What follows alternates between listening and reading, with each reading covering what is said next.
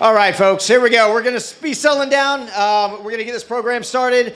Good evening, everyone. Thank you for being here. If you don't know who I am, my name is Jay Gates. Yes. 4 fans, love it. You've been to my show before. All right. If you don't know who I am, my name's Jay Gates. I've been a part of the production community for a while as a stand-up comedian, an actor, voiceover artist, writer, director, producer, all the stuff. But that is not as important as my role tonight, which is a board member for the Virginia Production Alliance, Hampton Roads chapter. And it is my honor to welcome you to the State of the Industry 2026. Thank you for being here, everyone. Yes. We would like to also thank Brian Solis. Where are you? There he is, right there. Deputy City Manager, City of Chesapeake, out here with the Economic Development Division. It's folks like this that we are treasured to have in the audience because they are a vital part of what we do and helping us to do our mission of bringing productions to the state of Virginia, this area of Hampton Roads, and just letting them know and get the word out of what we have to offer here, because it is, as you see around you, we've got a plethora of talent. And if you haven't seen that movie, you should. All right, so tonight is about one thing, and it's how we move this industry forward in Virginia. And it's funding, it's partnerships, it's just real pathways to getting projects made. And so we've got a really strong lineup. We've got all these chairs and couches on the stage for a reason, because we've got some really talented people that are really going to help us out coming up here. So my wife, the teacher, would say, put your listening ears on. And there's going to be a lot of good information tonight. And so with that said, I was going to start off with about a half hour of material from my new stand-up special, but I was told we don't have the time or the budget, so we're just going to move along.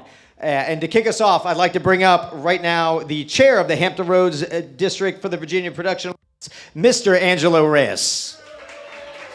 There he is. Thank you, Jay. It's always great to have you, and I want to see your stand-up comedy show as well. So thank you, everyone, for coming here tonight. It's really special to see all of you, see some familiar faces and some new ones that we can make great relationships with. This year, we were trying to figure out, because every year, as I became chair, trying to figure what can we do for our state of the industry. And one of the hardest things that, obviously, for any production is funding, right? Investments. And I wanted to bring some voices from all over in major industries, studios, independent, and also local, to give you an understanding of what you can do. Because the money is there, you just don't know how to get it, right? So hopefully you guys will work together, find a way, and the money is there, so hopefully we can be able to bring more productions into Virginia, especially, we're in Hampton Roads, but Virginia as a whole. That's our main mission, the mission of the Film Office and the mission of the Virginia Production Alliance. Also, if you're not a member just yet, hopefully after tonight, you'll probably get involved with us, with our mission and advocacy, what we can bring into Virginia. So thank you so much for coming here tonight, and I hope you get what you need for the instructions and whatever information that you need. They're here. Ask the questions. We'll have a panel right after that. Ask whatever questions you have. If you have a project going on, they'll be here to answer it for you. So thank you so much for coming out. Let's have a great night. Thank you. Angelo Reyes, everybody, one more time. Angelo Reyes. And so, Angelo is our head of the chapter here. Next, I would like to welcome somebody who's really helped shape film across the whole state of Virginia. And again, a main reason why we get to have a chapter here, and why a lot of places around Virginia that aren't as big as Richmond and other areas get to have chapters like that. Please welcome the director of the Virginia Film Office, Mr. Andy Edmonds.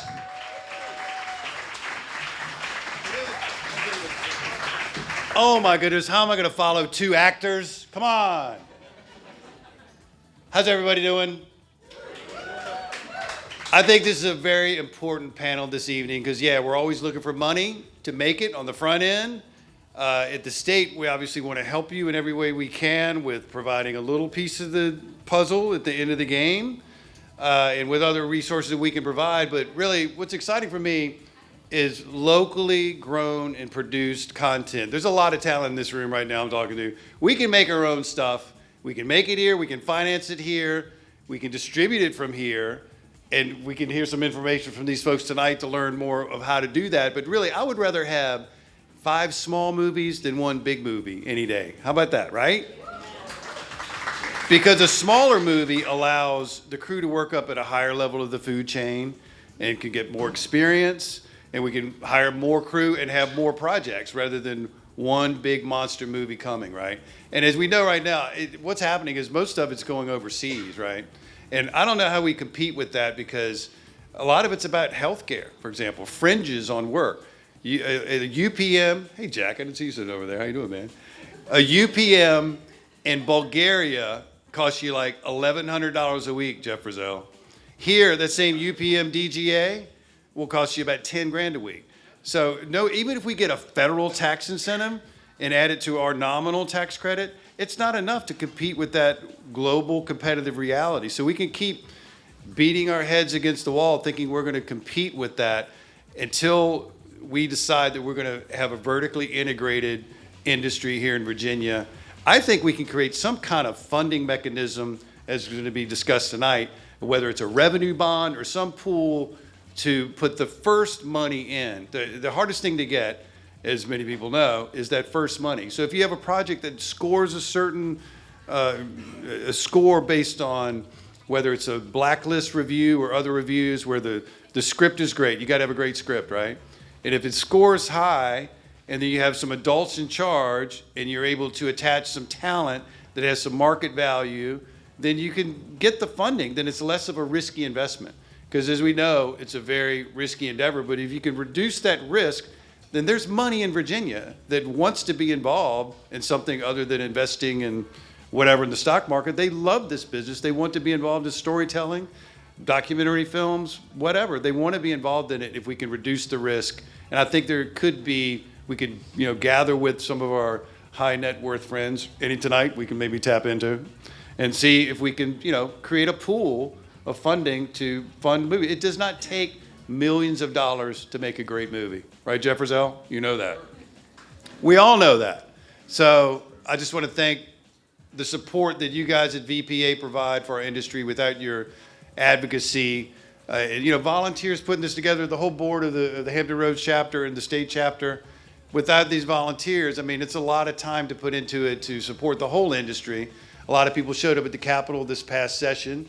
Happy to report that we did extend the tax credit sunset for another 4 years, which is great. Yeah. A lot of people have worked very, very hard on that. We have a new administration now, and Governor Spanberger, I saw her at an event in Charlottesville last week. Very curious, very supportive of the film industry. And so hopefully we'll be able to move with the new Secretary of Commerce and get some more help. And because what we have compared to our neighboring states, pretty nominal, as you know. We have about $10.5 million a year in incentives. Georgia stroked out $1.2 billion in 1 year. So we have $10.5 million versus $1.2 billion. It's kind of like selling cars with no wheels sometimes. But with that in mind, we do pretty well with what we have. And we have a little funding available right now. So if there's a project that needs some help, if you're ready to go, then come talk to us. We can't, there's so many projects that sometimes get started that aren't quite ready to go. But if you're ready to go, you have a project, then give us a call. We're ready to help you out. But thank you so much, Angelo. Thanks for all your help. Thanks for everybody here. Really appreciate it. See you soon. Take care. Andy Edmonds, one more time, everybody. And I love how he ended that. Just remember, Andy is not a mind reader. He doesn't know if you have anything ready to go. That's why he says talk to him. He's not kidding. He's very accessible. And that's what we love about our leadership in this state. It is outstanding. Jack, I'm so glad he pointed you out because I didn't know you were here. God bless. Well, I'm just happy he's like, hey, Jack. I'm like, because I didn't see you either. Good for you. Jeff, I saw him. I didn't want to give him any more acknowledgement. So I was like, yeah, we'll move on. All right.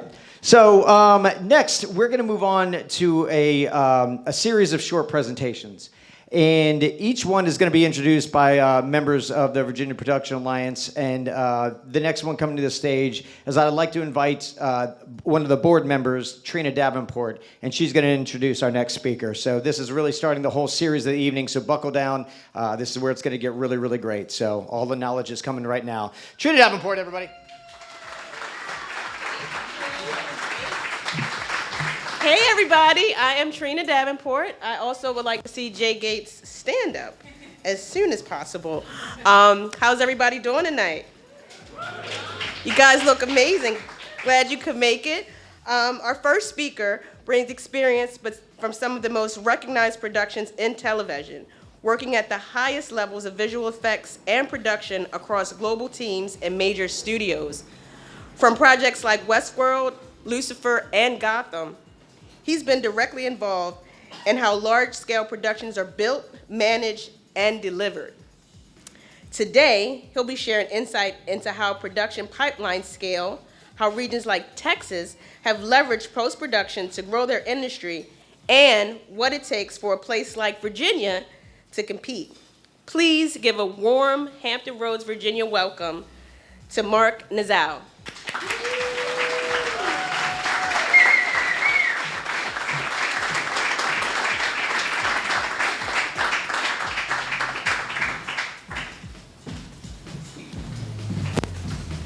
Hey everybody. First and foremost, thank you for having me here. It's such a surprise and such a pleasure to be here, but I also didn't know that I was going to be first.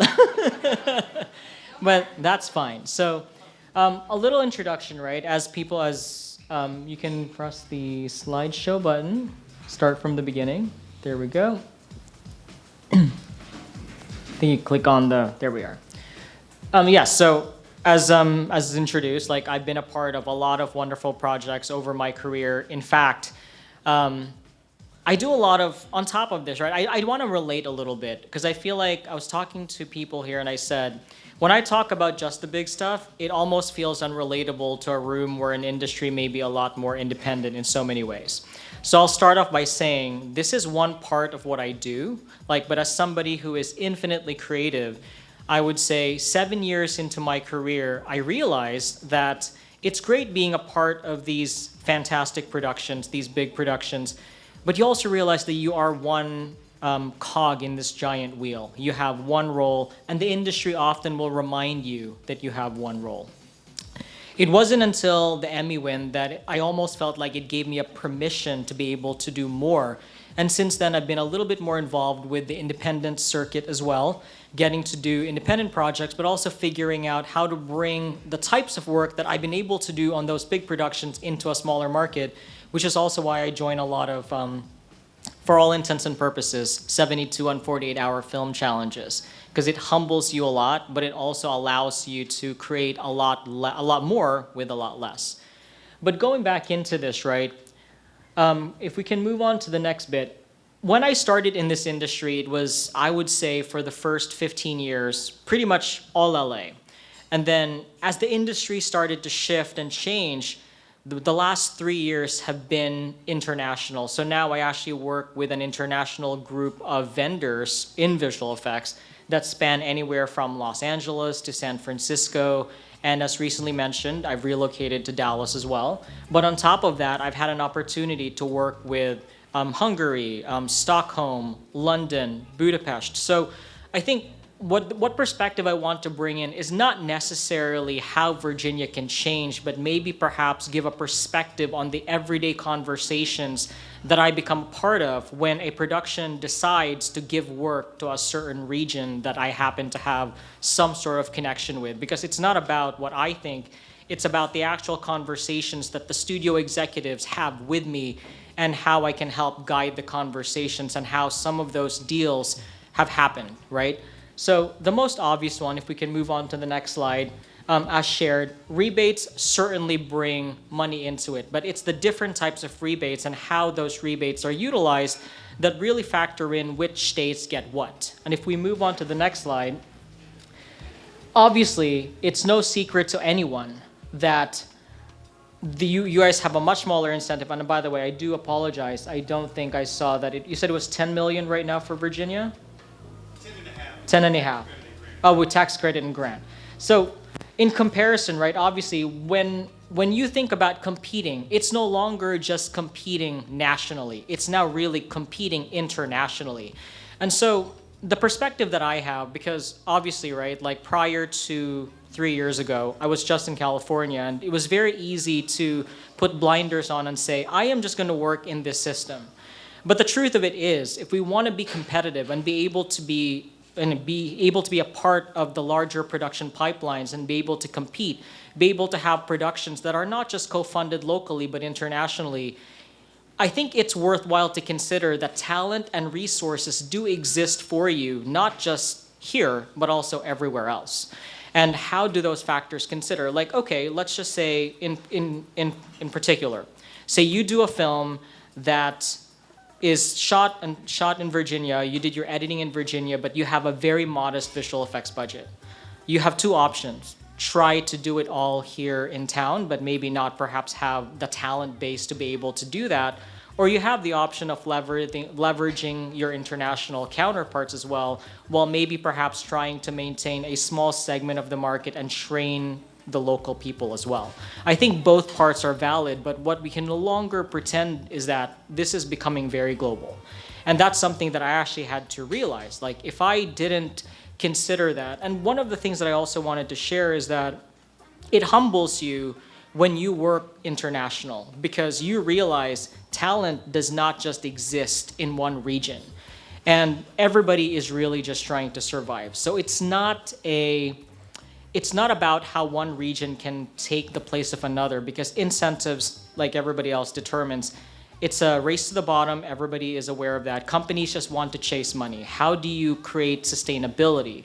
Obviously, creating your own projects, having your own industries, creating communities that are creative within the region are one aspect of that. But let's move on to the next slide. What I actually want to talk about is all of these incentives. What they've been able to do for the regions that I had mentioned is they've allowed those regions to grow incrementally over time. So from experience, let's talk about Lucifer. When Lucifer started, it was taking advantage of the Vancouver tax credits, right? So I remember 15 years ago when we would work with Vancouver for visual effects in particular, we would send them our A, B, or C level shots, things that we think are a little less consequential.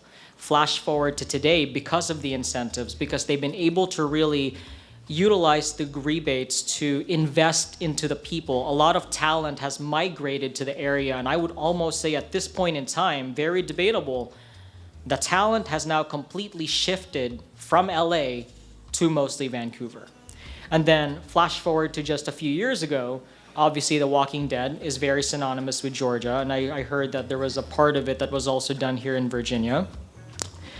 When we started working with Georgia, I also remember a time when it was challenging to find the talent base to be able to do the work. But now, once again, if you really look at the landscape of where the work is happening, people seem to think that LA is where the visual effects jobs are. And the answer is that is a complete lie. Like, it may still have a large base because a lot of it started there, but the truth of it is, it's really now just a supervisory hub, whereas a lot of the, I guess, nuts and bolts, you could say, and a lot of the large volumes are being done in Atlanta, in Vancouver, in Budapest, in London. It's now very well distributed, and those did take time. I mean, when you think about it, those rebates didn't just grow the talent base, but they also contributed to the local economies by having the people now settle in those places. So now they've created communities there that are able to take on highly complex work for any type of production, not just lower scale or smaller productions. And I can relate to that when I talk about Texas. So in recently relocating to Texas, I can see that the community there wants to also build. They have a good talent base, but there's always going to be a bias by relatability and by what people consider to be a reputation of a place. And perhaps if I can talk about the rebates, if a place wants to take root and would want to attract places to it, maybe it's not the maximum. Maybe you'd want to lower the base. You'd want to lower the amount of the minimums to encourage productions over there. Let me give you an example. In Hungary, there is no minimum. I mean, when I talk to clients, I often tell them a certain amount because there are fees associated with those minimums. But if you were a show, like a lot of people think that visual effects in particular is only relegated to sci-fi and fantasy shows, and that's not quite true. Every single thing you see on television is touched at one point or the other by visual effects. So let's pretend like you're Grey's Anatomy, right? If you're Grey's Anatomy, your visual effects budget is not going to be close to the budget of, say, Supergirl or Gotham or Westworld, not even close. So let's say a post house in Virginia wants to compete with a post house in LA. Obviously, the region not being well known yet in that sort of work would need some sort of incentive to be able to attract a studio to say, you know what? We're going to give you a chance to do a small amount of work. A studio is never going to give, say, an entire show to a certain vendor that they don't know yet. But they will give small amounts, and those amounts can grow over time as trust becomes established. As an example, on NCIS, when I was working with the Paramount team on this show, I was the visual effects executive producer and supervisor working with a team in Eastern Europe. Paramount had never done an entire visual effects pipeline in the region, so they were obviously very cautious. When the company that I was working with started, they were getting about 30 or under % of the work. But by the end of it, once they realized that that became a trusted variable, it changed from 30% all the way to 80, 90% by the end of it. So it's an investment in time. It's an investment in allowing the studios to give a place a chance to be able to prove itself. But if the incentive minimums are too high, which is actually such the case as Texas right now, often that becomes a non-starter. So let me give you an example. When I was in LA, I lived pretty much in what I'd call executive row, right? All of our neighbors are executives at Universal or whatnot, because it's an area where everyone works and lives nearby the studios. And I recently found out that one of my former neighbors would do all of their productions in Texas or in Dallas because the labor is 30 to 40% cheaper. But what they're not doing is they're not even utilizing the incentive because the minimums are too high for commercials. So could you imagine if the minimums were low enough that they could invest more into the work being done in that region, then they wouldn't just shoot there. They might consider doing post there. They might consider a visual effects shop there that's fairly small to start. But what I know for a fact, having started at a place that started at 15 people and by the end of Swamp Thing around 250 people, those opportunities allow companies to scale. But without those opportunities, companies will not be able to. So I think that's kind of like where I'll leave it. And on top of that, maybe perhaps some of the fine folks here will also talk about financing. The last piece that I'll share is it's been kind of an honor to also get to know the animation workflow, in that when you want to do a project, oftentimes you'll think of just finding the budget in your local area. And I urge you to find partners, not just in your local area, but nationally and internationally, as I think you probably realize. Because if there is a common interest, you can create a partnership with equal equity where different regions can contribute parts of your budget across international waters, right? So I think I'll kind of like stop there and have the rest of the panel kind of like go over it a little bit more. And I'll end it with a little reel from my group. So if you take up the next slide. How about, if anything, you're welcome to look at it at surrealartsgroup.com so you could see the different reels from the different companies that I work with. But the great thing about it to know is that it's not done by one region, it's done by different companies all across the world. And once again, talent is not something that's local, it's global. So find ways to collaborate with both collaborators, local and international.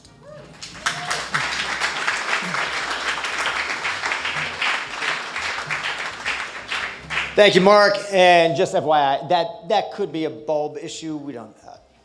I managed a movie theater for a long time, and sometimes the bulb goes out. Just needs a little reboot. There we go. All right, one more time for Mark Nazal, everybody. And I hope you. That was some really great information. That was like a TED Talk compressed into 15, 20 minutes, and that was a lot of good stuff. But again, talking about scalability, and again, it has to start somewhere. And for all these other places, it started small and became something big. And I'll tell you right now, Virginia, there's no state that has something that we don't have. So there's no reason why I can't do the same thing here. So that's a brilliant conversation. We look forward to talking to him again later on in this program. So thank you very much. Next, I'm getting a little feedback, I feel, up here. I don't know if we can scale that back a little bit. I don't know if that's going to work on the other mics as well. Next, I'd like to invite one of my best friends in this business, one of the most talented ladies I've ever worked with, Miss Angie Ratliff, to the stage to introduce our next speaker. Oh, it's Angie.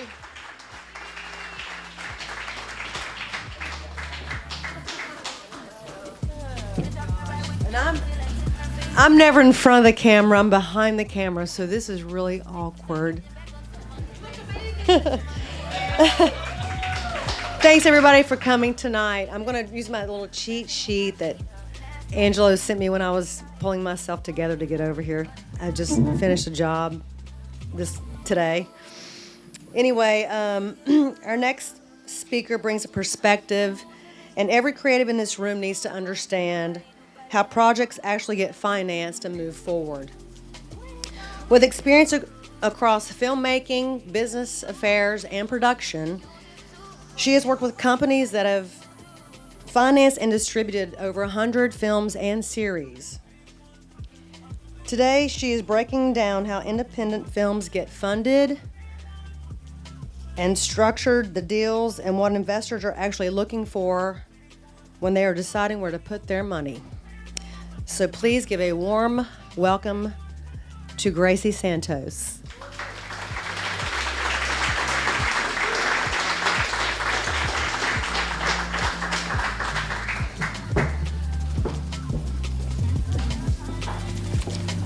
First, I just want to say thank you for having me. Angelo comes to LA often and always talks about Virginia. He's like, you have to shoot here.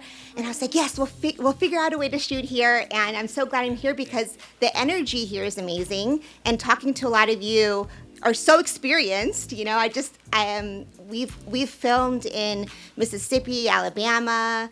We even film in LA. A lot of people don't think we film in LA anymore because the tax incentive isn't great there either, but we do, as well as in Budapest and different places. I work for film financiers, independent financiers, and what I first want to start with is everything that you're doing right now is amazing because you have to be around other people with similar goals. And you have to also be flexible. Like you might think your goal is one thing, but then it ends up slightly shifting.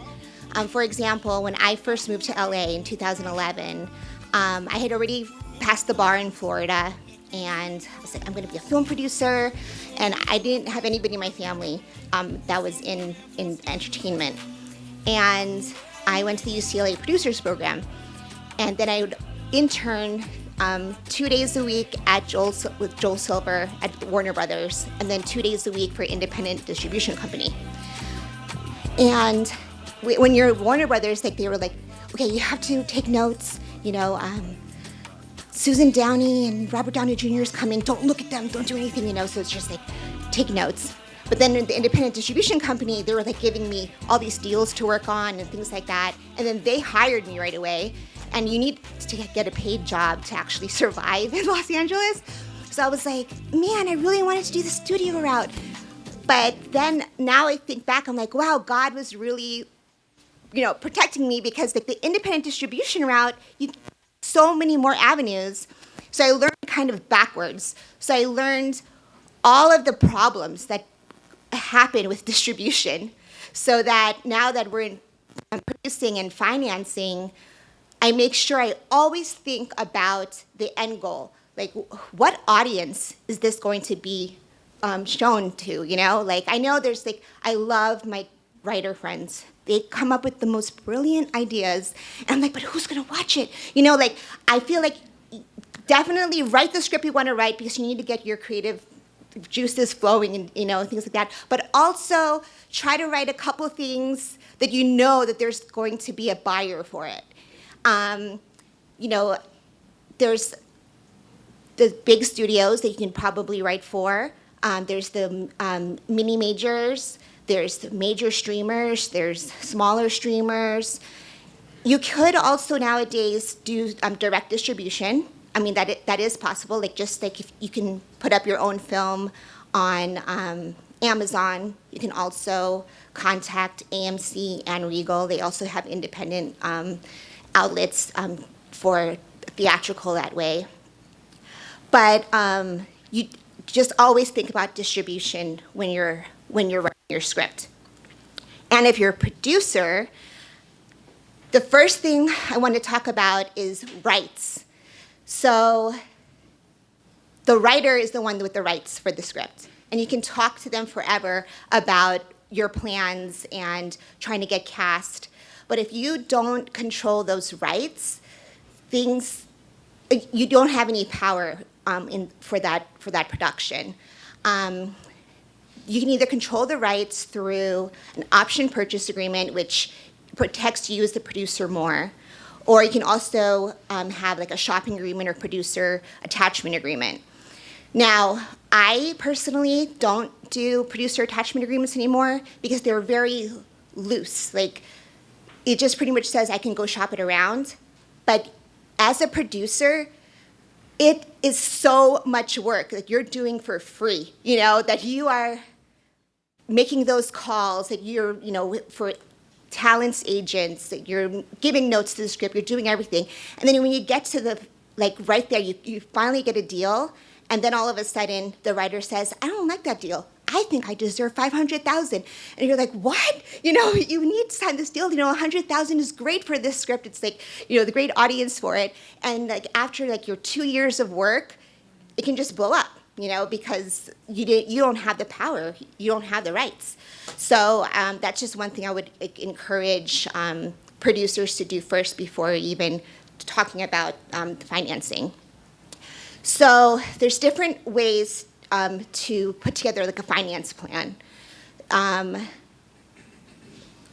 of the companies that I work for, Patriot Pictures, our CEO went to Wharton, University of Pennsylvania, so a lot of his friends are millionaires and billionaires. So we pretty much we can fully finance productions. But even with fully financing them, we still have certain underwriting guidelines where we do have to have pre-sales. So the pre-sale business, some people say it's dead. It's not dead, it's just different.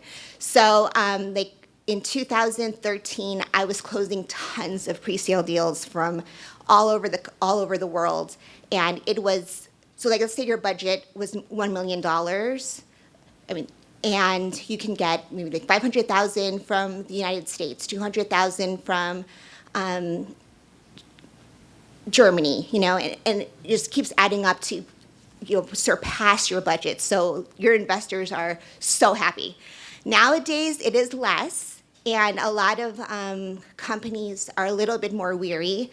They want to actually watch the film before giving you any sales figures. So that has been putting a little bit of, you know, another kind of barrier, but they're still giving some pre-sales. So if you can get like at least like 30% for pre-sales, and then you get like another 30% from tax credits, and then you can also get another maybe 25% from product placements. And there's not only product placements, but there's also product integrations. You're just like building the pie together to cover all of, you know, the whole budget. And what it comes down to a lot of the times is cast. we work a lot with Nicolas Cage.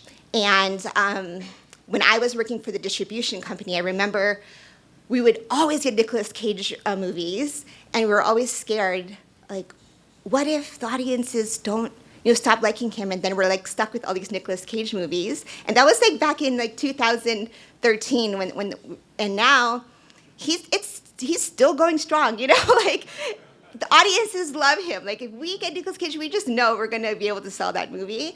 So there's certain casts that you just know. We also tried once, hey, let's just work with a lot of influencers because they have like millions and millions of followers.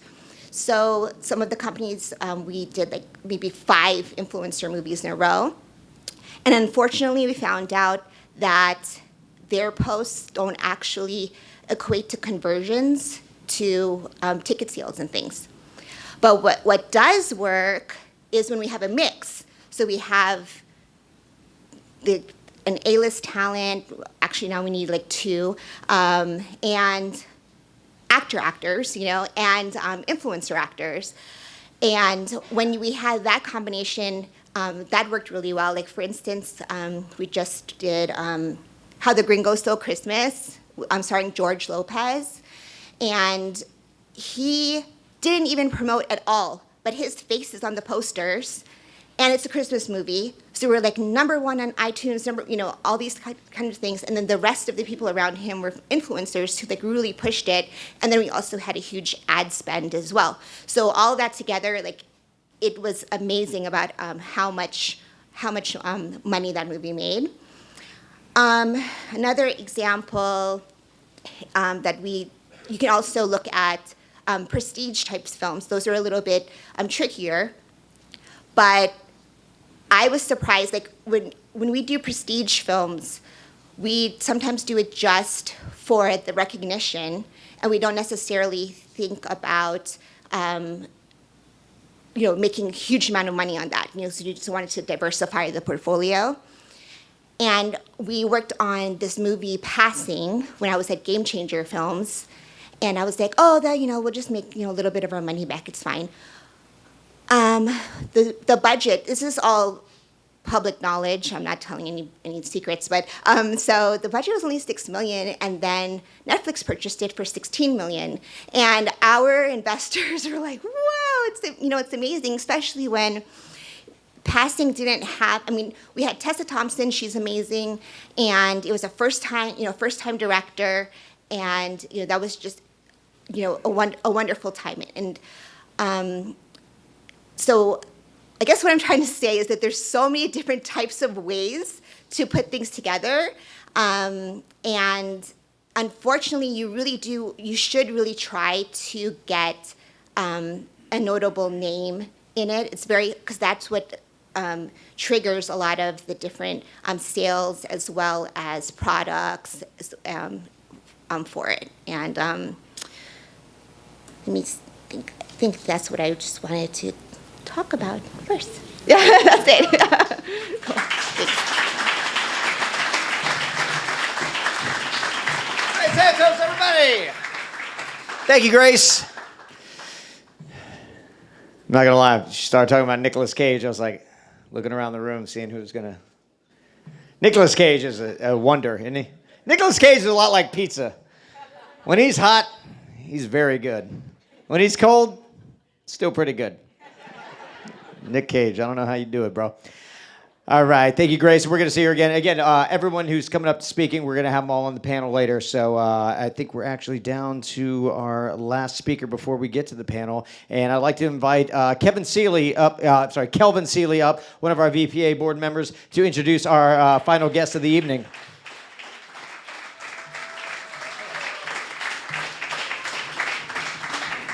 Good evening. I'm so excited to see so many creatives in one room. We're bringing in a perspective that's often overlooked, but incredibly important. What opportunities exist right in our own region? With over 25 years of experience supporting artists and creative initiatives in Hampton Roads, she works directly with funding, programs, resources available locally. Today, she'll walk through grant opportunities, how to position your project for local support, and what resources are available right here in Virginia Beach. Please give a warm welcome to Virginia Beach Deputy Director of Cultural Affairs, Lisa Wigginton.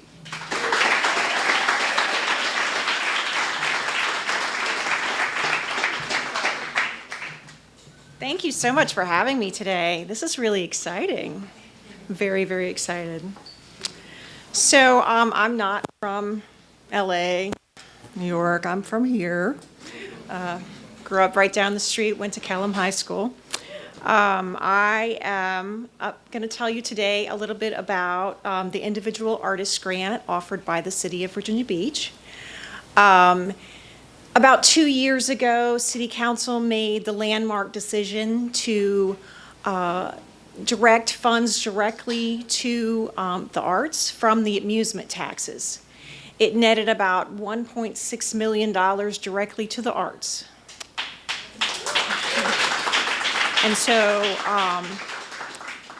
one of those things that we, one of the areas that we wanted to make sure that we covered were individual artists, something beyond the 501c3 and the nonprofits.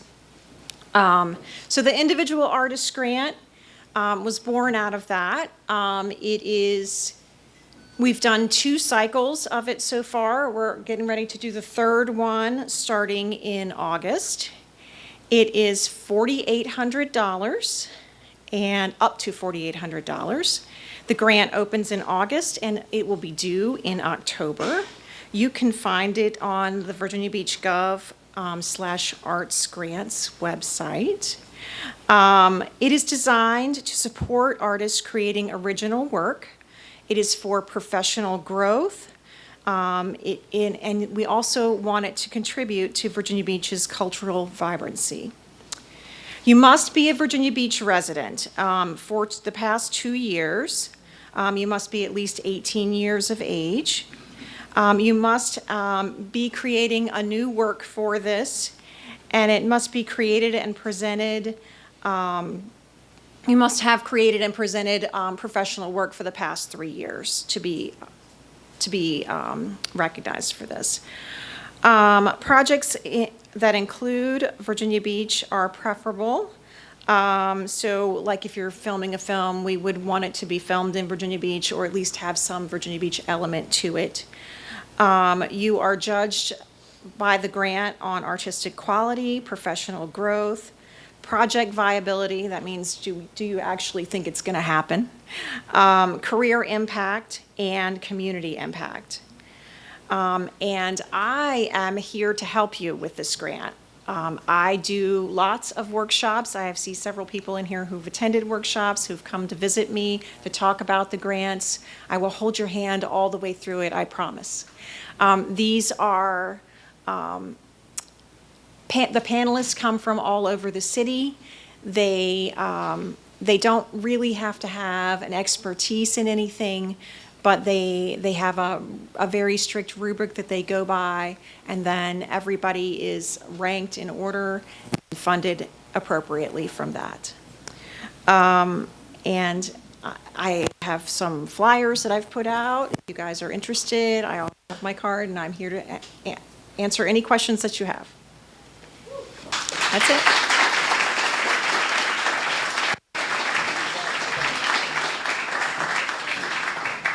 All right, one more time for Lisa Wigginton, Hampton Roads' own. And that's really good information, again, for the local scene. And one of the things she said that really caught my attention was, do you really think it's going to happen? And Lisa, if you met filmmakers in Hampton Roads, you know we're like teenage boys on prom night. We think it's going to happen.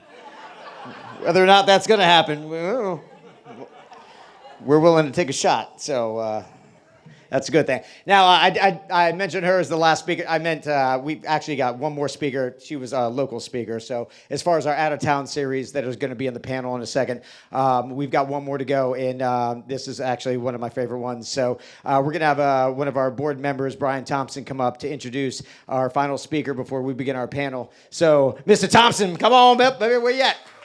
There you are.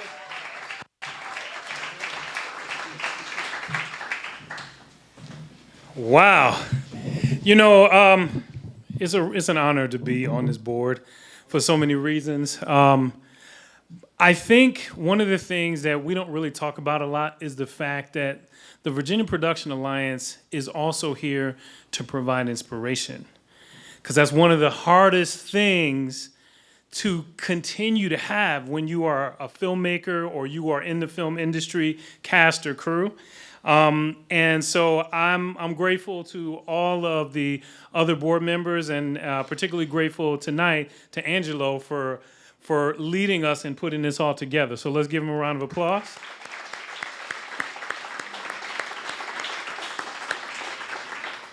Now I'm here to introduce Jonas Barnes, who's going to talk about, he's going to talk about modern funding shift.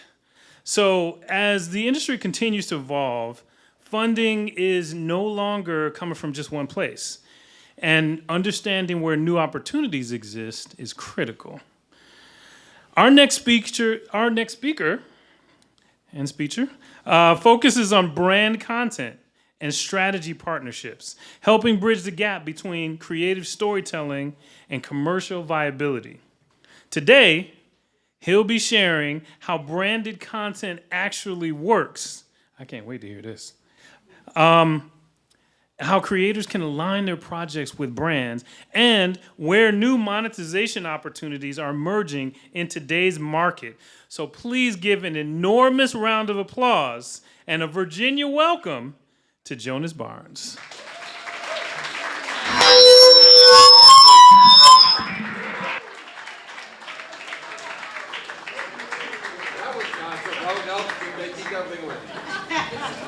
Whoa! Holy moly. Okay, that was a real welcome. Thank you guys so much. My name is Jonas Barnes. I'm a film producer. I'm a brand entertainment guy. I've been working in the film and TV business for about 25 years, give or take. I don't know, it feels like there was a couple years lost in there somewhere. I worked for a big company called Original Film. A guy named Neil Moritz for about 20 years of my life. You would know him best from Fast and Furious, Sonic the Hedgehog, Cruel Intentions, Blue Streak. We made about 2 movies a year for the studio systems, all commercial films, all contemporary films, except for Gridiron Gang, I think, was based on a documentary that we did with The Rock. That was a passion project. We usually wouldn't do that movie. But I got to come up in the big film studio business, seeing like big movies getting made, getting marketed. We approach things in a very different way than most film producers. Grace was talking about, what we called it was poster first. What's the poster? Who are we selling this thing to? Can I make a poster out of it without a movie star on it and have people be excited about it, right? That's how we thought about the first thing. Then we thought about, what's the trailer? How's the trailer gonna flow? What are the trailer moments in it? Then we thought, cool, let's go make a good movie. Now, the reason we did that was we knew we had something to sell at the end of the day. Because you really never know how your movie's gonna go. With all the hoops that Grace just told you had to jump through to get financing, right? Well, there was like 15 different components there, you know? I was lucky enough to work in an industry where Sony basically wrote us a check at the end of the day. I know Sony was jumping through a bunch of hoops though, right? I know, okay about that? I didn't know that till later in my life. But, so anyways, that's kind of a little history on me, on like where I come from. Later in my career, I started to move into brand entertainment. And what brand entertainment is basically I sell products through movies and TV. Okay? So, anybody in here see Fast and Furious? Yeah? Okay. Dodge makes $500 million in car sales every time we make a movie. Anybody in here seen Sonic the Hedgehog? Sega sells $1 billion worth of toys That does not include the video game sales, which doubled overnight too. Okay? That's what I do for a living. I figure out a way to make products integrated into films, TV shows, where it helps the company sell, merchandise, basically. Okay? This is what keeps the film and TV business alive, so that everybody else can go out and try to win Oscars, basically. All right? And they'll lose the money trying to win Oscars. And that's good. That's good. We need a healthy balance. Lose the money, then I go make the money, and then they lose the money again. It's a cycle. It's a cyclical process. Okay? I have recently quit original film as of last year, and I moved into a new business which supports this branded entertainment thing even more, called microdramas. Has anybody heard of these now? All right, I got it. Okay, it's getting better. It's getting better. So I'll just, for all the other people who don't know what it is, microdramas are basically a feature film, but they are written in such a way that you can cut them up into 60 pieces. So at the end of the day, I have 90 minutes of film, right? I can go sell it to Tubi, or I can go sell it to Netflix, or I can go sell it to some other place. But I can also cut it up into the 60 pieces. I can put the first 5 pieces on social media. Now the consumer is actually watching the movie. They're watching it on Instagram, they're watching it on TikTok, they're watching it on Facebook. So they're watching your actual film. Then, if they want to watch episode number 6, they get sent to an app where they watch another 5 for free. Okay? And then they hit a paywall. And at the paywall, then it asks them for money. But it doesn't ask them for all of it, it just asks them for a small transaction to watch number 11. All right? The consumer ends up spending between $20 and $80 to watch the rest of the movie. You can go watch Mission Impossible right now for $11.99. And why is this? When every time you touch your cell phone, you get a dopamine hit. Right? We all do it all day, every day. Anybody here not on social? Okay. That's number one. Number two, in order to sell a new product, a movie's a product, right? You need 10 touch points for the consumer. You not have 10 touch points. So by the time that the consumer gets to this, they're addicted to the movie, and they've had 10 touch points with it. It's one of the most powerful marketing devices I've ever seen in my entire life. The second I figured it out, I quit my job and went into this new model. Now, it's a very new medium. A lot of what's on there is very much romance novels and very over the top. They're made for very low price points. They're made for $100,000 to $300,000 on end. However, they can make upwards of $100 million for profit.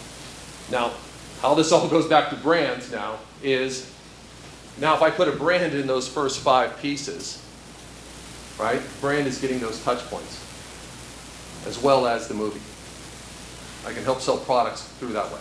It's a way to tell a story, as long as you're doing it in a smart way where it's not overt, over-the-top product placement, where you're telling a story that helps connect the brand emotionally to the consumer.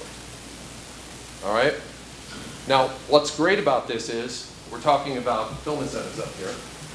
Microdramas do not use film incentives. They make enough money that they don't even need to apply for it. I tried to change that, of course. The governor has now made allowance, and hopefully we'll do the same here, right? But just think about that for half a second. The movie business has been so hard for so long, you know? Now, what's really great about these things is it's allowing in young filmmakers. A lot of these young filmmakers are making 10, 20 of these movies. They're making an entire feature film. That means they're getting repetitions in. They're learning. And they're learning at a very low price point, so that when they step up to a bigger price point, they now have that experience, the craft behind them of doing something on an ongoing basis. And that's what a big, big problem is for a lot of filmmakers, especially younger filmmakers coming up. You spend so much time coddling together the 10% here and the 5% there and begging this guy for that, selling your car to get your movie made, that by the time you finally get it made, it all has to be spent at once. And in 2 weeks, usually 3 weeks, what are we looking at here, right? It is one of the best systems I've seen now to support filmmaking in any place that there is. Okay? Anybody have any questions? No? Oh, Lord, okay. I thought it was out of the game here. Come on. Go ahead. So to connect the brands to the content, do you connect them after something's been written? Or do they have to see, I mean, how do you, at what point do you get the money from the brand that helps finance the production of the content? Or do you get the money up front, or how do you? It can work both ways. So the branding can pay for the production of the I'm in a privileged place where I talk directly to the brands. Like the big one I'm famous for right now is the one I did for Procter & Gamble. So Procter & Gamble came to me and said, we're looking at launching a new product. They gave me a deadline. What's also great about these things is they're made in 3 to 6 months. They're made very, very quickly. And they're monetized even faster. You might see your money back from a movie in 18 months. You'll see your money back in 3 to 6 months with a microphone. Yeah, that's pretty wild, right? So sometimes it's before. Sorry, do you need to pick me up, Steve? No. Am I getting the No, hooks? I was actually going to say a lot of the questions that are being fielded should probably come from the panel, because I think some other guests could also Killing the speak up. Q&A section right now. That's off. We're going on another Q&A afterwards. All right. Welcome, everyone. My name is Dave Hobbs, and I'm going to be moderating this. I was a former chair of the Virginia Production Alliance in Hampton Roads. I'm also formerly vice president of the state executive board. And so now I'm down here as a member at large. And I think we have one other, real quick, one other former chairman of the Hampton Roads. There's Jeff. And the Brian Kerwin back there was also, we were kind of floundering about 2008, 9, something like that. And Brian stepped in and got this thing going again. And so really we're here now because he saw a vision to get it going again. And then Angelo has really stepped in to get the momentum going here in Hampton Roads, since we're really happy about that. So we're going to start off here and get some questions to the panel up here. Can everybody see everyone? If we maybe this chair is a little, you're kind of hidden over here. So I'll just start off initially here asking some questions of each of the panelists up here, and then we'll open it up to some questions from the rest of the audience. We're going to start. I'm just going to go down my list here, starting with Andy here. He's got a pretty good pulse on everything film in Virginia. One of the questions that I had on here was, what's the one thing filmmakers in Virginia misunderstand about the incentive program that they should know? There you go. And we'll just share that microphone back and forth. Is it on? Yeah. What do they misunderstand? I think sometimes they think that, it has to have a certain, it can't be the first money in. Sometimes people will apply for an incentive and their budget's $400,000 and they would apply for a $400,000 incentive. That's one misunderstanding right there. They will not pay for the entire show. So that's one of the first things that comes to mind. And also that if it's a tax credit, it has to be at least a $250,000 spend. And you do have to pay for an audit that'll cost you about $15,000 if you're doing a tax credit with us. But the incentives, you don't need to start talking about them until you get the rest of the money. And I was fascinated by your conversation and how we used to be able to finance through pre-sales, European pre-sales, and how it's become more difficult. But then we go through the notion, attach an actor to get the financing, but what is the answer? That's the hard thing. How would we out here get your content and your script to someone who can attach an actor to it? That's the hard part. You get a big actor, you'll get the money, right? But that's the big step, is how do you get your material actually viewed by someone that has the market power to get your movie financed? So. I'm sorry, I'm turning your question into another question. Well, that's okay. That's the way the I'll put my process answer in the works. form of a question. Yeah, that was good. You can take it too after me. I'll take it right after. Okay, so there's definitely not a one way. Even coming from Patriot Pictures, who's done like over 300 films, we're still always pitching to the agents and things, and we never know how they're going to say yes. Or we don't even know if they tell their talent about our offer. But like one of the ways, one of our friends golfs with Josh Duhamel and got him the script that way, and Netflix loves Josh Duhamel. Like we called up Netflix. We're like blah blah blah blah. They're like green light, and then we were like in production the next month because that was his window that he was able to shoot.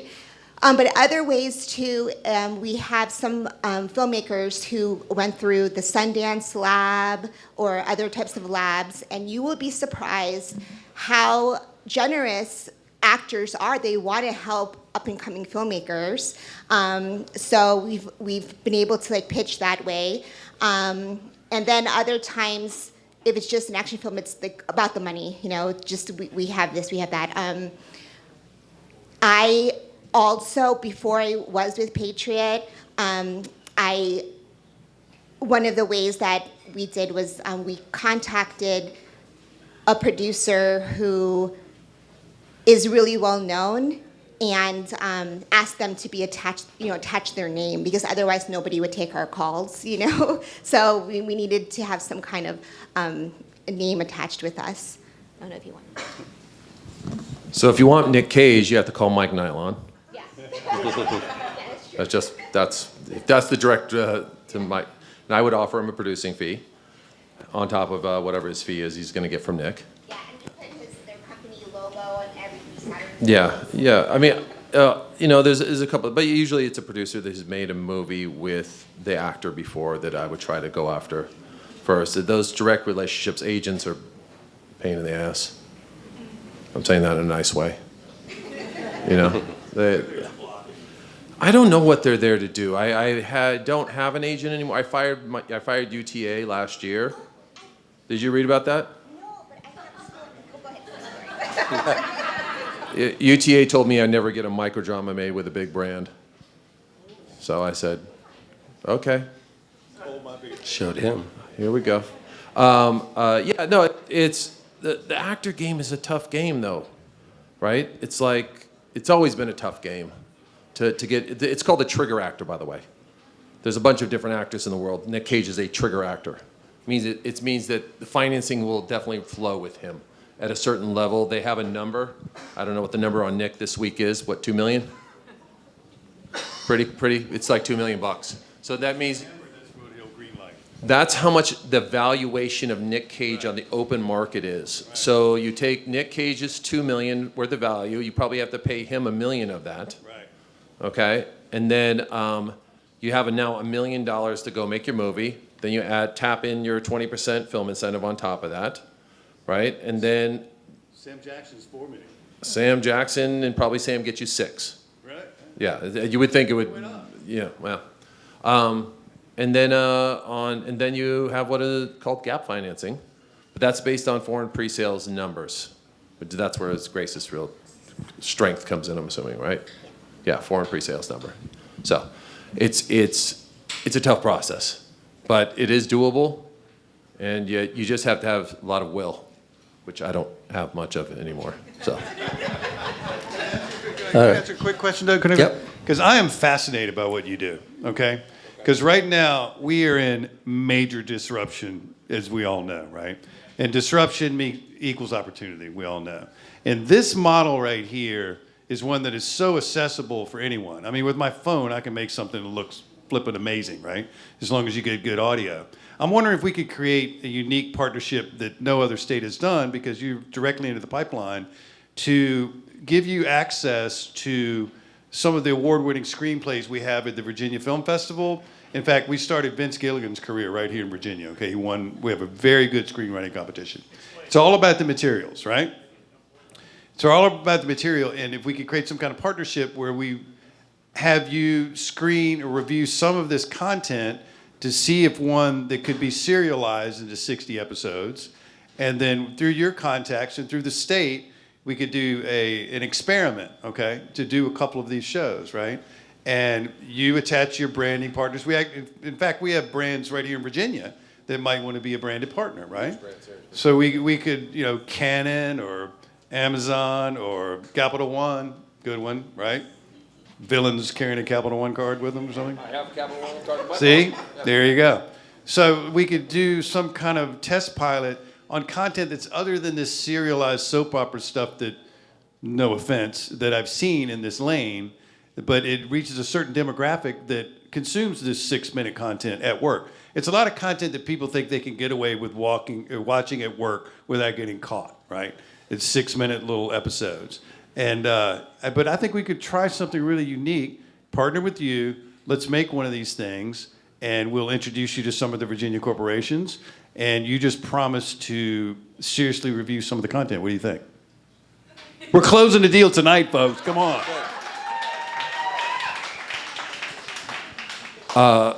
You lost me at like Academy Award winning.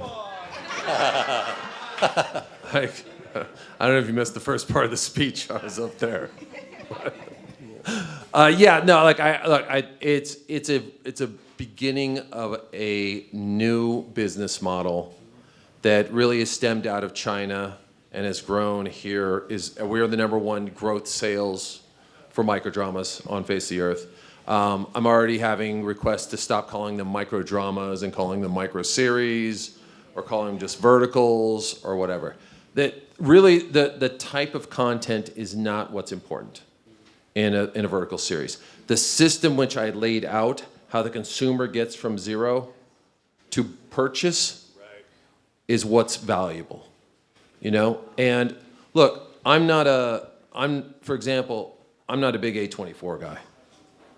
I despise A24 movies, be honest with you. Yeah, I know. What a prude, man. But I love the A24 business model. That's who I am. Okay? I'm not looking at this like you guys are looking at this. I have movies I love. My favorite movies, most of them are documentaries, believe it or not. And When We Were Kings. Oh, such a good doc. Anyways, what I consume and what I make are two different things.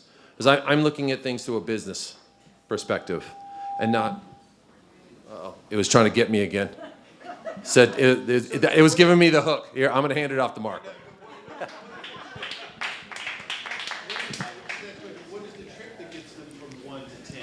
I mean, what is the type of content that gets them in your model from 1 to 10? What is the type of content that gets them?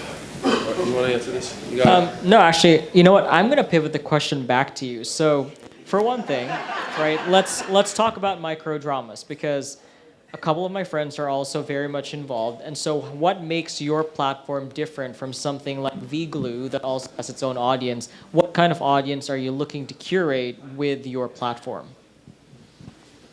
Well, my platform is brand safe. That's #1. And a lot of the content you're talking about is very salacious.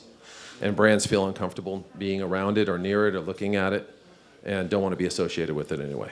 So, yeah, well, it's not that they're soapy. Okay. Look, Netflix doesn't consider Paramount Pictures or Universal or any of the other things you think of as competition. They consider YouTube competition. YouTube is the #1 platform for entertainment on the face of the earth. Mm-hmm. It's not even a thing, right? Why are people watching YouTube? It's free. Short. All right. Films, Why are people watching YouTube? Find out about something, right? Something of their interest. It's speaking to them. Okay? Yeah. It is directly showing them something they want. Now, why are people on Instagram, on Facebook? Because they're lonely.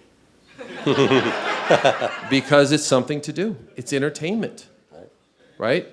What microdramas do for women, it's primarily a female audience, it's something like 90% is female, is that it's replacing doom scrolling for them. It's giving them little stories that they can watch. It's also giving them something that they don't have to commit to, right? People always bring up Quibi to me. Everybody remember Quibi? The 6-month, billion, house burning down, right? Quibi's problem was they were trying to make Antoine Fuqua on your iPhone. No one wants to watch Antoine Fuqua on their iPhone. They want to watch them in a movie theater. They don't want to watch Ozark on their iPhone. They want to watch that at home, sitting there. The content you're talking about has a place, right? We associate James Cameron with a movie theater. We don't think of James Cameron, hey, I can't wait to watch James Cameron on my iPhone 17, right? You have to understand the consumer who's looking at it. The women who are watching this while they're waiting for their kids to get out of school. They're watching it in between doing the dishes or something else. It's an escapism for them. It's something that excites them. And the way it's made, it hits them with an instant rush. Do you understand now why the content works? Of course, of course. That's debatable. I feel like in some of the micro dramas, which you can argue, the quality value is certainly Because, yes, he's going to say something. No, I think if anything, I completely disagree on the quality. In fact, we did have conversations with V-Glue, and the one thing that was very clear was while quality is something that they call is paramount in traditional media. In fact, I was called, Grace, you and I come from traditional media. We were considered that in that conversation with V-Glue that we did have, is that it was clear that they were only after the metrics. They didn't necessarily care about the quality as long as the clicks and the subscriptions kept on happening. So this has a place, and it's going to be the future. I agree. But there also is a place for the notion of 100 people getting together and making cinema, right? And being able to share that together. I just had an experience this past December and of making a film that I'd written, right? And we shot it in December. And one of the most powerful byproducts of doing that was the enrichment of friendships. And that whole process of doing it is the magic and why we all love this, right, of doing this process. So I think in Virginia, what would be amazing is because this is coming. What this is going to happen is going to be a big part of the business, right? I mean, it's here. It's not coming. It's here. But in Virginia, I think maybe we can lean into authenticity in cinema and really be a place. If you want to make stuff handmade with an art department and with all the departments required to make cinema, so we can experience it in that way, whether it's on a big screen at home or hopefully in the theater, then we lean into that niche and still explore this, because I'm fascinated by this process. But I just think that that's going to create an opportunity for people who are going to be longing for the handmade, human-made content. One real quick point. I was at a class at VCU last week, right? And it was a media class. There was like 8 young kids up here that were making a presentation. Old people back here judging it like me, right? And it was like 8 of us back here. So the moderator said, how many of you guys are using ChatGPT now? All us old folks. Oh yeah, we're all over it. None of the young kids. They hate generative AI. They hate this stuff. And these people were like adamant. I know we need to know the tools and use the tools, but there's going to be, I believe, a backlash and an opportunity for us in Virginia to lean into authenticity and be a place that we can still appreciate cinema and kind of market ourselves that way and find filmmakers to appreciate that. You think? I don't know. That's right. Okay. Let me say something real quick. I think people think this is somehow replacing film. No, you know what I mean? Like, it's just a different bucket. It's like saying, like, video games are replacing film, or, live activations are it's just a different form of entertainment. That's it. Right? As we evolve, look, he's in a business of creating dragons, right? And spaceships and so on and so forth. At one point in our history, Star Wars was made with models. Yep. Okay? So I'm sure the model guys saw this when James Cameron came out with it in T2, and we're like, oh, fuck. There goes our jobs. You know what I mean? It's not a competitive thing. There is an evolution. You know, when I started in the film business, we had to cut things on a guillotine. Do you remember those days? Mm-hmm. You want to go back to that time? You know, like there's an evolution in the style of filmmaking and so on and so forth. And this is just another period. You know, having been around 25 years, I've seen a crazy amount of stuff happen. Everybody lost their mind when we switched over from film to digital. I'll never do it. We'll never, you know, now if you shoot on film, like you're doing it because you're a true artisan of some sort of thing. Because you can't find a place to develop the film. You have to send it off to Bulgaria or something like that, right?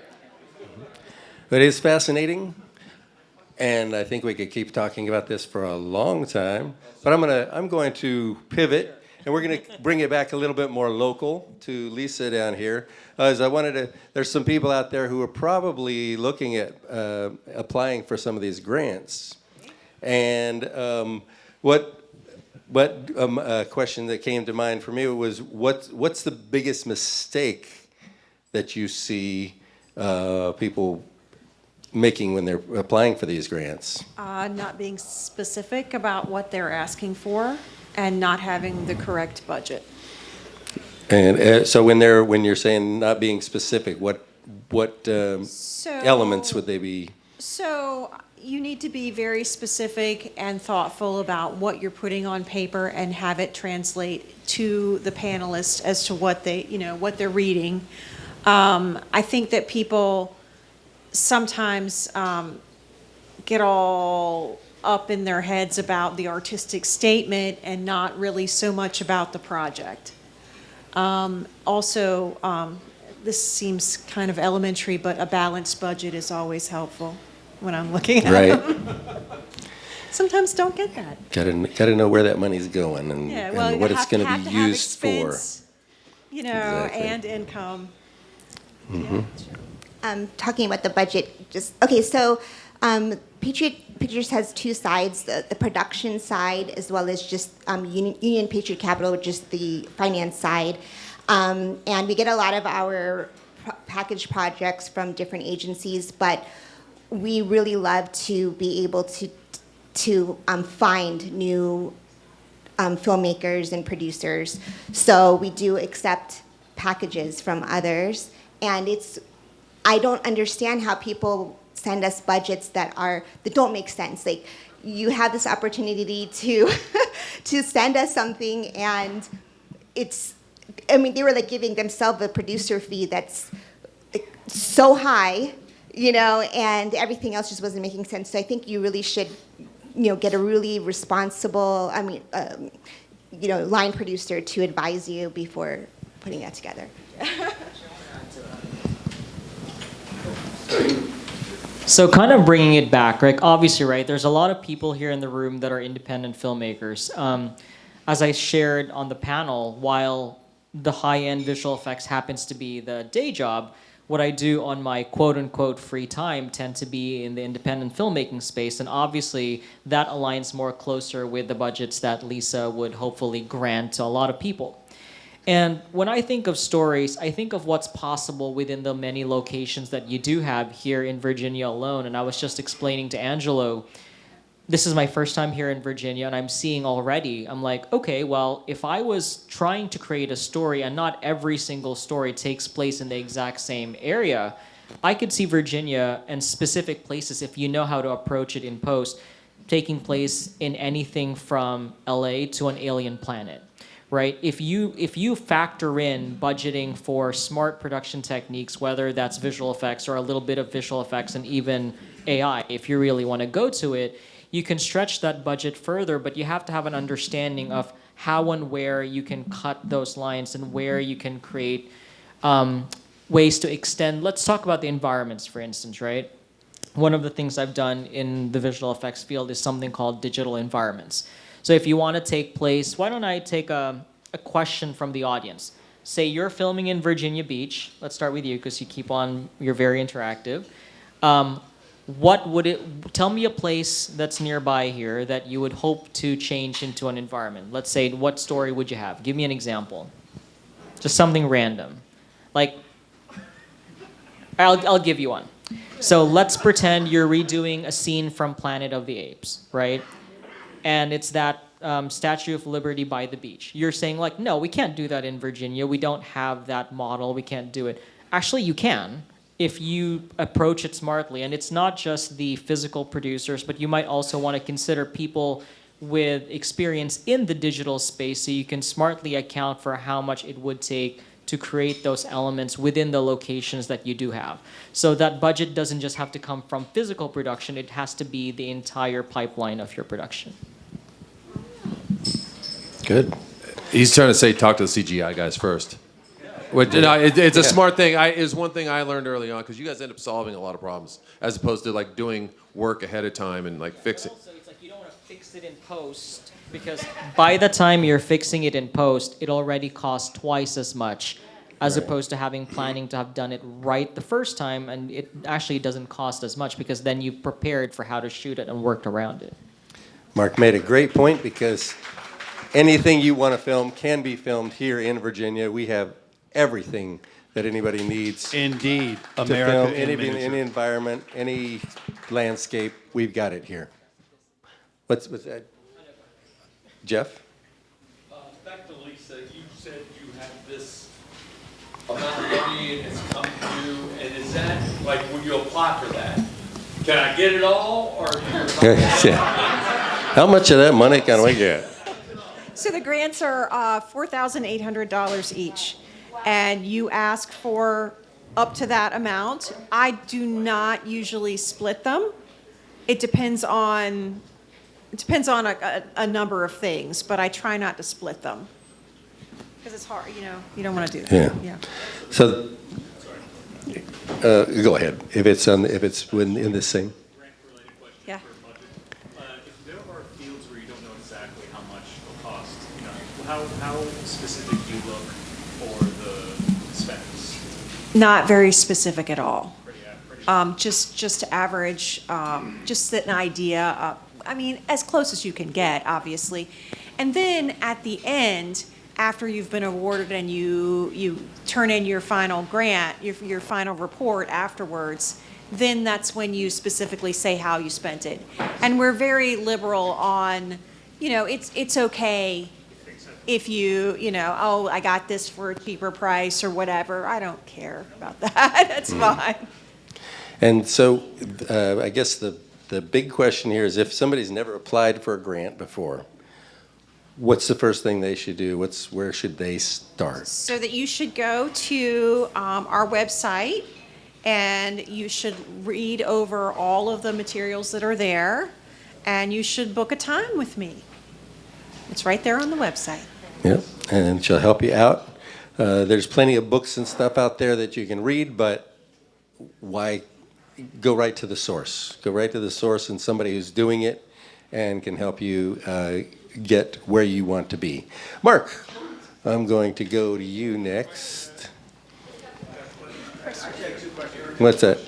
It's interesting because I have a project that we're bringing into to the UTA, and I had a meeting with UTA because my brothers are much younger than I am. One of my brothers, my writing partner, and we wrote the pilot as webisodes. And the UTA agent that I met with, that I was introduced to, we developed it at Harvard, the media and medical program. And she said nobody's ever done to watch this. And we only wanted to do the pilot as these webisodes to promote the series. And she said, no, you need to make this script bigger and make it a feature film, and then I would be interested. And then she just stopped speaking to us. But I thought, my brother is so young, so I thought, well, maybe we were wrong to do that. But now I'm seeing more and more that are things that go in that direction. So we even worked into our scripts that these B characters that you don't know of what's happening to them off camera, we were writing episodes for this. You could follow the characters' lives outside of the series, like kind of like in a metaverse situation. So It's like multiple lanes for the characters to go. Okay. but that's it. That's just more like we have that. Yeah, no, it's And this was like 2 years. Is this on the grant writing Still? Okay, we're gonna open up for questions for everybody from the audience, but I want to get through a couple more. Let me tell you one more quick thing panelists. about Go ahead. financing. You know, every company in Virginia has a marketing budget, most likely, right? And I know there's a couple big like platforms here too. Like, isn't there a giant largest data center in the world? That probably means there's a lot of people using that data here, right? You know, you want to talk about SaaS companies have insane amounts of money that they spend trying to get their word out to the world. You know, a lot of these companies, they have money allocated for things in the community as well. So, you know, if as filmmakers, you can go out and talk to them, but I think also the city has a lot of power in terms of communicating with those companies, and I think that could bring a lot to filmmakers in the area. You know, I mean, I have a system of which I do it, but I do it with gigantic multinational corporations. Yeah. So, you know, but local businesses tend to have, you know, allocated cash. If you pitch it right, Walmart, you walk into Walmart and talk to their people. If you've got the right project, they'll Yeah, give you Walmart some actually money for it. has a movie studio. Yep. So, yeah. All right.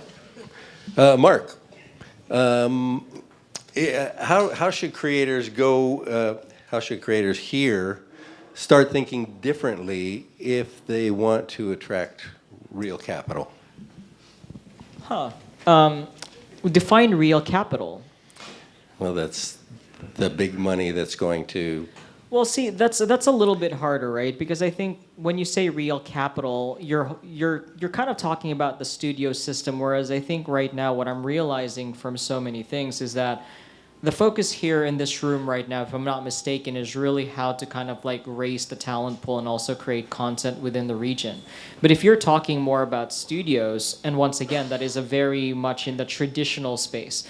If that's what you're talking about, I think, as I talked about up there a few moments ago, it's really about lowering the cost of the minimums. Just because like having that lower cost of that minimums, if they want to invest a small part of a small project to test out the viability of a new area, they would rather test it small rather than test it big. Like, again, I'm going to use Budapest as an example. They technically don't have a minimum, but you're right. There are processing fees, so therefore you should have a minimum, otherwise it doesn't make sense fiscally. But because of that low barrier of entry, it allows studios, and not just studios, but also independent productions to shoot in that region because they know that no matter what, they will get a 30% rebate. Okay. Good. Let's go with Grace. Grace, what are the biggest legal, because you remember you were talking a little bit about the legal field. What are the biggest legal or structural mistakes the filmmakers make when they're raising money? Okay, so one of the things I mentioned before is just making sure you have the rights. Another thing is when you're trying to get equity investors, you do want to make sure they're accredited investors, and giving them as much of the information that you can, because you don't want to hold anything back. Being honest about it, you really should have an attorney. A lot of people try to use those template forms that they find on the internet. And when you're coming together with investors, that's just a serious issue with that. And yeah, I'm trying to think of those were the biggest things I would think. Yeah, I think having an attorney is probably Yeah. the most important, and it's an expense that you're going to have that you really should plan on having to keep you out of trouble, right? When you look at a story, a script, do you look at it for copyright problems or places where they're using material that's going to be suspect? Well, first we just look at is the script, is it something that we can actually sell? So we look at that first. After we do all the getting further down the line to make sure they're not crazy with the amount of money that they want for this script. Then we go through the process of some contracts, and then we have a clearance company that comes in and does a clearance report on the script. Sometimes they just mark everything just to cover themselves, but we can always negotiate a lot of different things. Sometimes people do things based on newspaper articles, and they think that everything's public domain, but we actually have to go and option some of those articles or magazine interviews and those type of things. So it's just like a long process of definitely different people handling different aspects of the legal. Right. And Andy, his name has escaped me. Our entertainment lawyer in Virginia, Kirk. There's several, but Kirk Schroeder is probably the one that I know the best, and he's very willing to talk with you on any of your projects. So I'm going to go ahead and open it up right now to questions from the audience. I had one right back here. Go ahead. Needs to happen in like Virginia for us to be like a really true competitor, and for incentives for you guys to look at us as a first choice for like a VHS, like a studio to shoot here, or like a micro dramas to come shoot here, or like a VF8. What do you do to come work with us? If I could just answer that, you're talking about what would Virginia need to do to be more competitive to attract more work? Right. I think is a question. Yeah. As my friend said here about the micro dramas, they don't even require incentive, which is great. So I'm very interested in this lane. But I can tell you, at the end of the day, you have to buy the jobs. If you want the big infrastructure to come here, you have to have a bigger incentive program.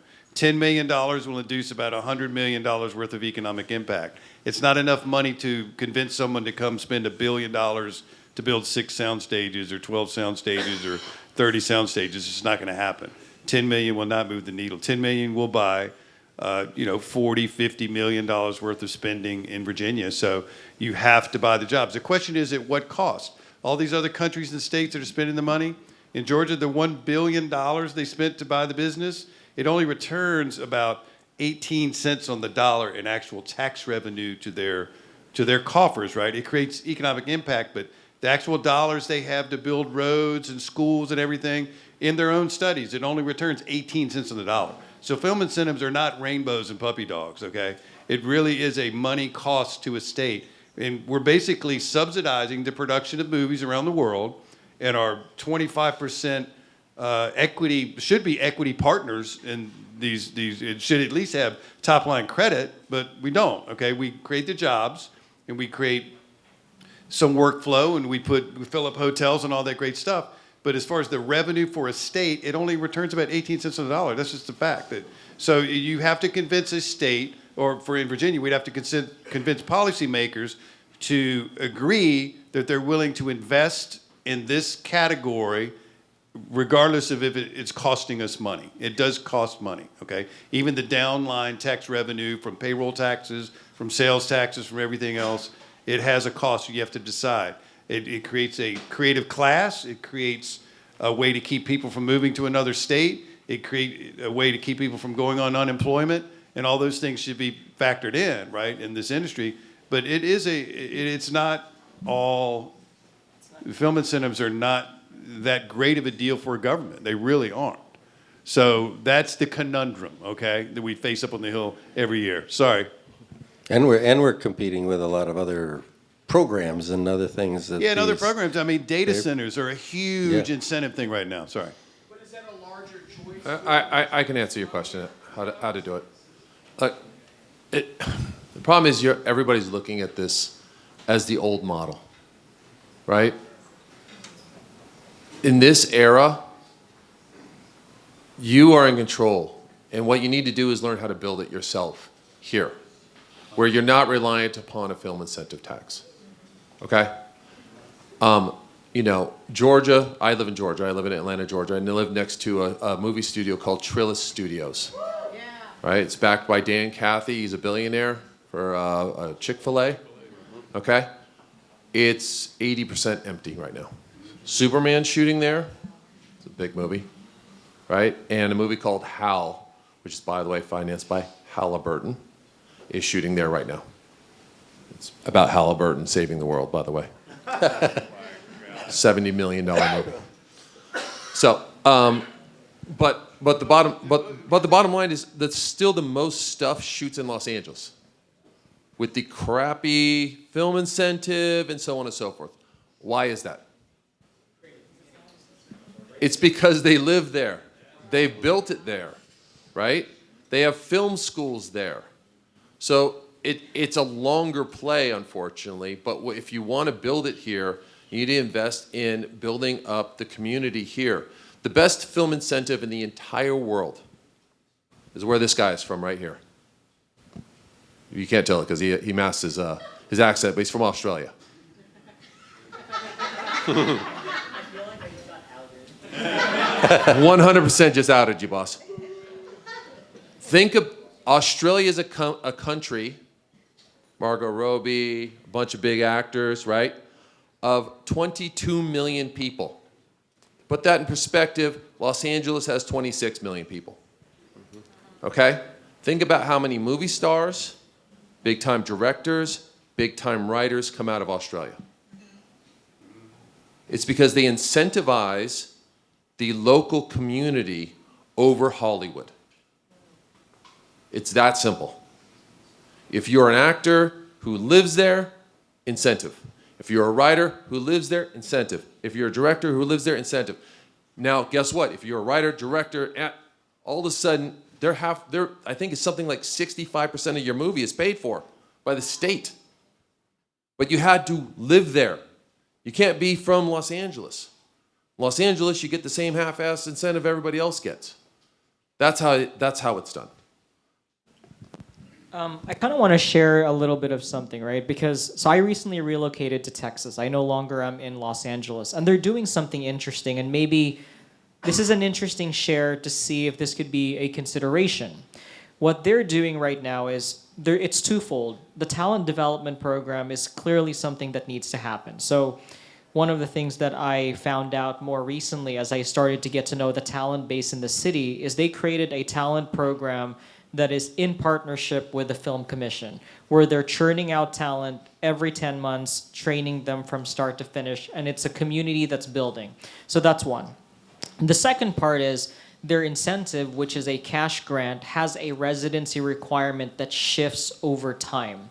So that shift starts out at about 70%, which is actually pretty bad for the local crews, but the goal is to attract people to move there.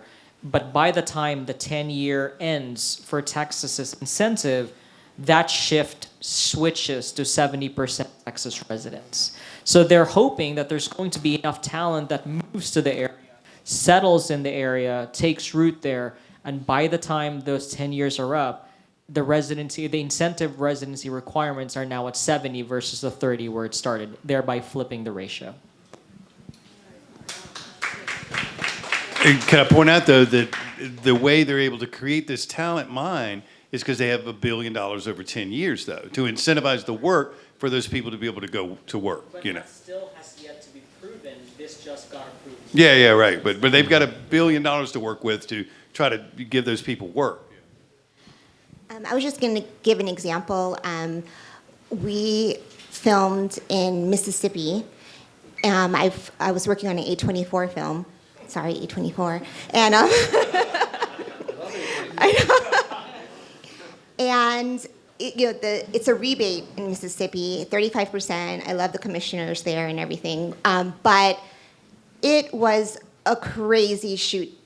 There was nobody that could work on our set there. We had to, we ended up having to get so many people from Louisiana and those type of things because there were other shoots that were happening there.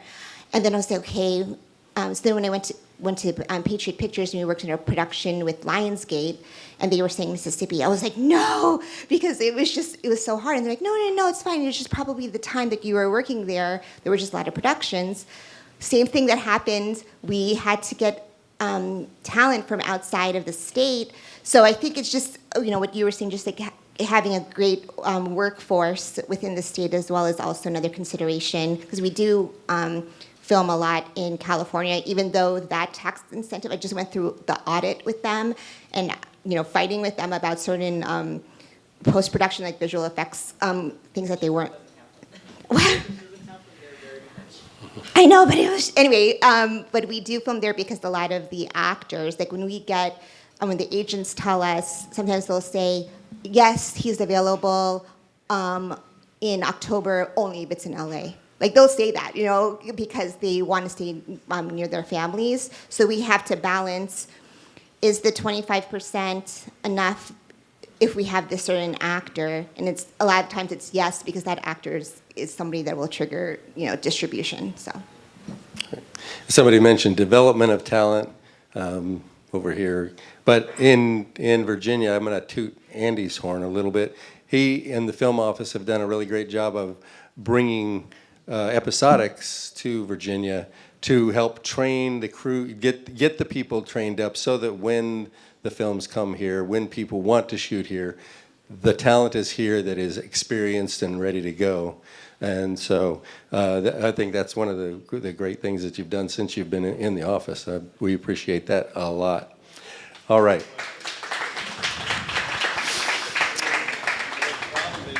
And I appreciate it, but the problem is you get people trained and then there's no work. Then they try to go away. You have to go to North Carolina or Georgia because there's not enough fuel in the tank to incentivize the machine to keep going. But to your point, though, you're right. There's a new world, disruption, opportunity, creating it from the ground up.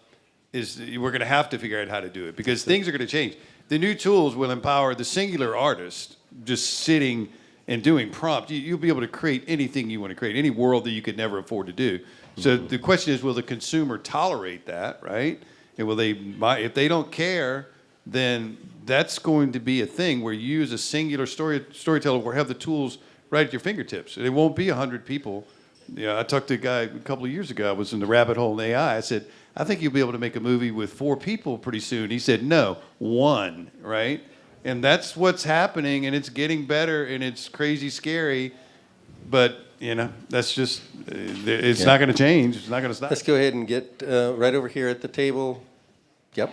So I just wanted to say, as someone who I think, like many of us, is trying to survive in this industry, a lot of times it's really hard to see how that works. And I know we're up here talking about incentives and give backs, but I have a hard time conceptualizing how that actually impacts, for example, me, everybody else in the room. So what would that actually look like to make it so I can pay my rent and buy groceries? Because I think that I'm not the only one who speaks saying that a lot of us are struggling to survive and pay our bills, and a lot of this is due to increasing energy costs from Dominion Power, which is related to the data centers that they're building without our consent. So what are we actually talking about here? Are we just sitting here talking about the things that are potentially available in a theoretical situation, or is there a hypothetical that I can test this on in the near future?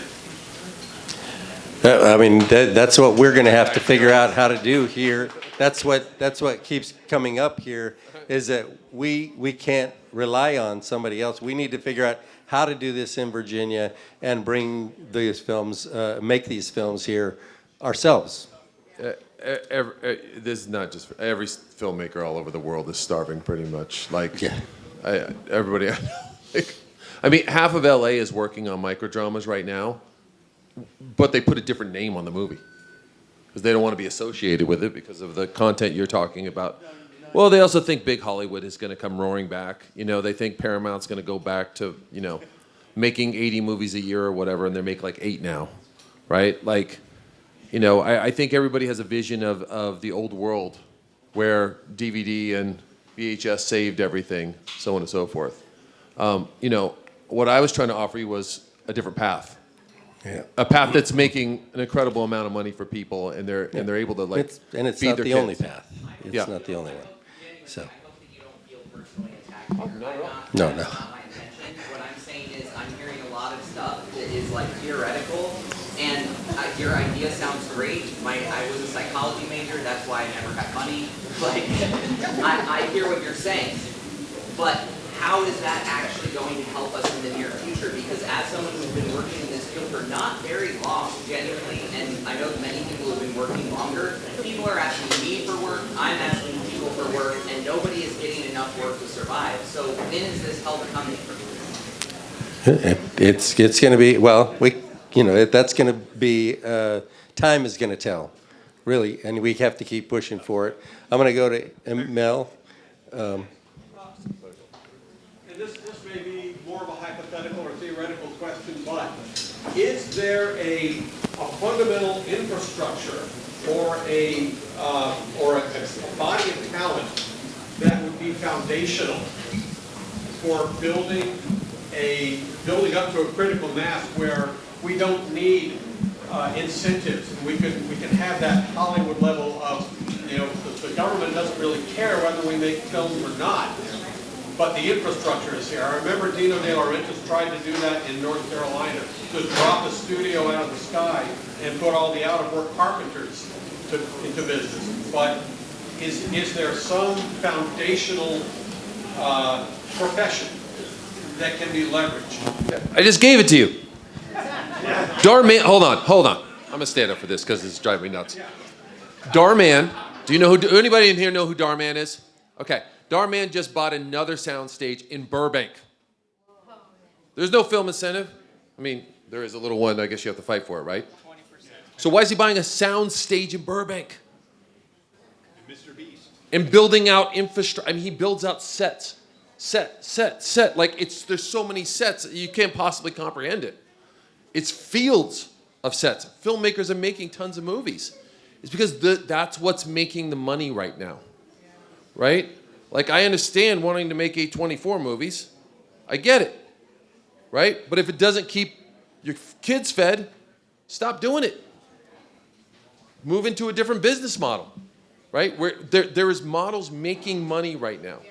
Right? I think we have the glory days of like the 1970s where it was like, let's go make, The Godfather, right? If The Godfather's not selling, that means because people's not buying it.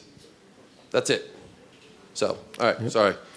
I think what it is a different paradigm that everybody has to start thinking from a different point of view instead of the same old idea. So I talked a lot about the pre-sale model because I spend a lot of my time, years working on that. But I'm also not stupid, so I have made sure to diversify myself. I have been working on project by project basis with Gamma Time. It's another vertical company. The CEO of Miramax is the founder of that. The biggest investors are the Kardashians and also this Israeli tech company. And it has put so much of my friends and I to work, where there was like a little bit of a dry period in LA. Everyone's working on those verticals.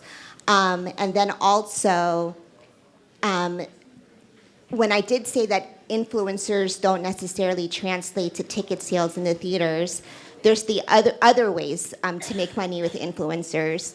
I worked on this project called Girl Talk. It was just 4 teenage girls talking in a bedroom about life. And we have so many followers now, like millions of followers, that WME contacted us, and now we're repped by them, and we have a development deal with Netflix, and now a development deal with Tubi, with their new Creatorverse section. So we are in post-production of 2 projects with Tubi that's going to be coming out this summer. So there's ways to do things, and Tubi paid us. I mean, it's still under $1 million for 8 episodes, but they still paid us, to do that. So there's different avenues besides just the old traditional model that I was talking about. I'm going to take one more question, and it's right behind me because she's been waiting patiently behind my back here. Go ahead. It sounds like you're saying the ball is in our court, the power is in our hands, make the content, do what we need to do. Once we have the content, once we've been working hard and, waiting tables, doing whatever we can do to make our content, then what? So let's say, like this gentleman, he has a streaming network. Let's say somebody else has a streaming network. So I guess my question is, should we try to be exclusive with where we put our content? Should we try to get it on Tubi and everybody's network? What's the power that we have as content creators when we have content? Do you guys all hear that? Where do they go once they've got the content?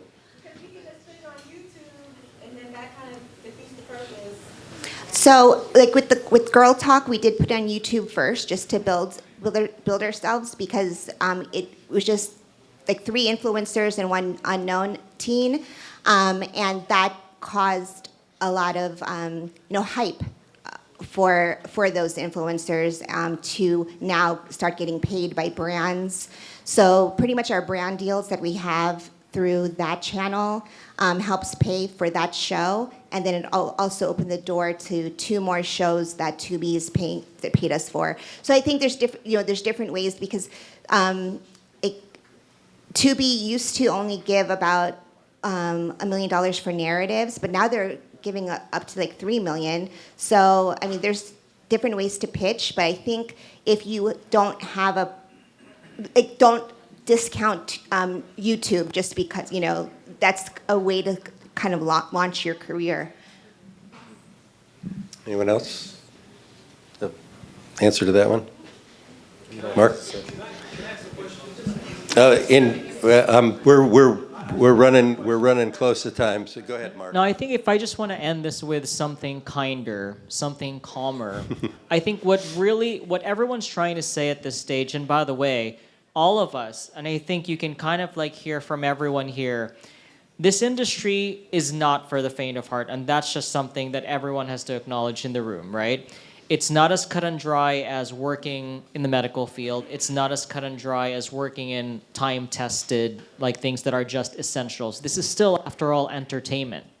So I think at some point, you have to balance the reality check of what you think is possible, what the government can help you with, and what you can try to do in many different ways. If you're thinking that trying to start this, especially at this most challenging time, actually, let me kind of pivot as a good example.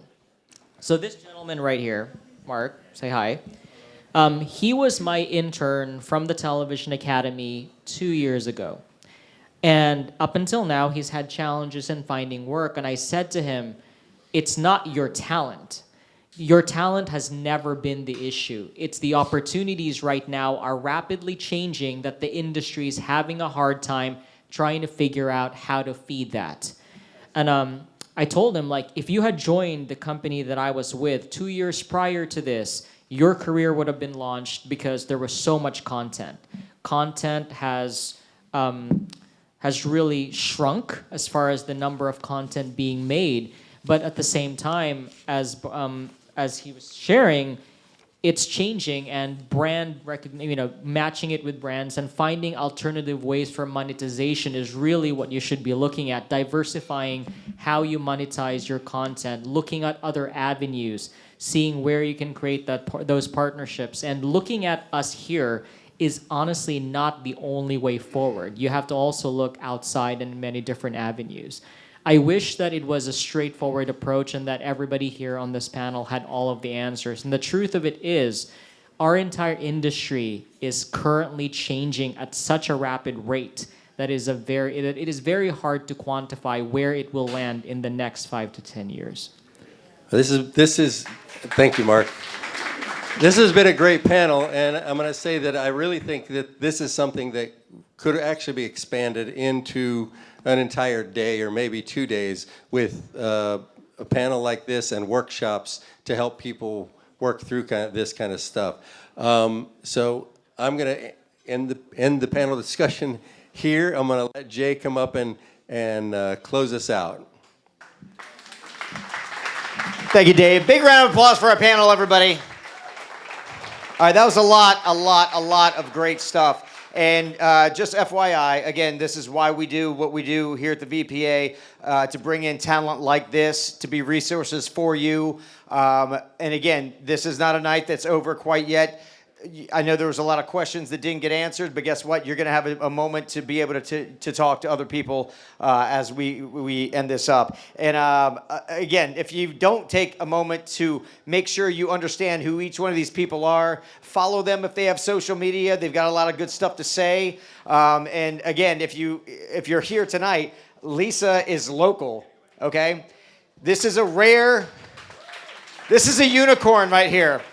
This is a government that wants to give you money for a change. Take it. If you don't friend her right now on Facebook, I don't know what the hell you're doing. So she should be your best friend out of everybody. So please do that. Again, we just want to make sure we know that tonight it only works if you stay connected in this kind of action. So this is what these kind of events and the other mixers that we do. We try to do them once a month at the Hampton Roads chapter of the VPA. Come out, network, talk about things that we did tonight, and keep this experience going. Keep the questions coming. We've got answers, and that's what we're going to do. If you're not a member of the VPA, this is another reason to join so that you get access to tonight's like this.